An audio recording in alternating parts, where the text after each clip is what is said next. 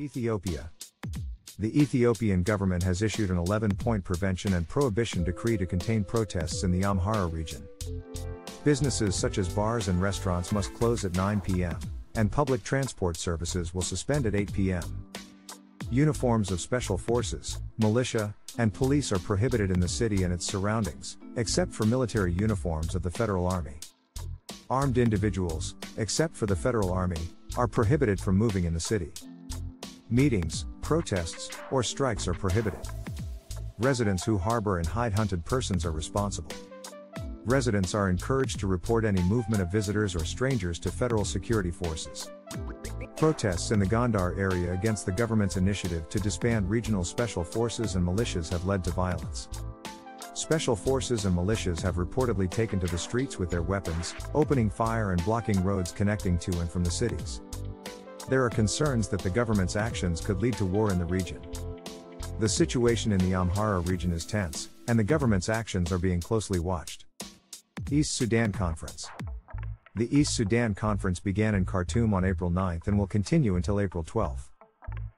The conference is being attended by governors, political parties, civil societies, and other influential bodies in the region. The main topics of the conference will focus on the Sudan peace agreement signed in Juba in 2020 and the issue of East Sudan. It is unclear if the conference will address the escalating tribal conflict in eastern Sudan. Analysts suggest that the issue of eastern Sudan could hinder Sudan's process of forming a civilian transitional government and establishing a democratic system. The Beja Supreme Council, known as Naziri, has warned that the Sudanese government may declare self-determination if it does not implement the 2020 East Sudan Agreement. In August 2022, Sudanese security forces stopped hundreds of people, including politicians, elders, and religious leaders, from attending an Eastern Sudanese tribal conference organized by President Isaiah. The 2005 agreement between the government and the East Sudanese forces, brokered by Eritrea, collapsed within a year. Eritrea. African Development Bank approves $50 million budget for Eritrea's solar power plant. The plant will be built in the Dekamhare area and produce 30 megawatts with backup battery storage. The project aims to alleviate electricity shortages in Eritrea and is expected to be cost-effective.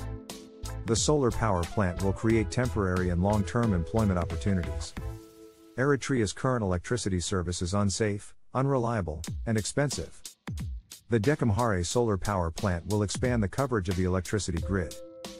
The project will increase Eritrea's solar power plant from 3% to 23%. African Development Bank plans to use renewable energy for 250 million birr in sub-Saharan Africa.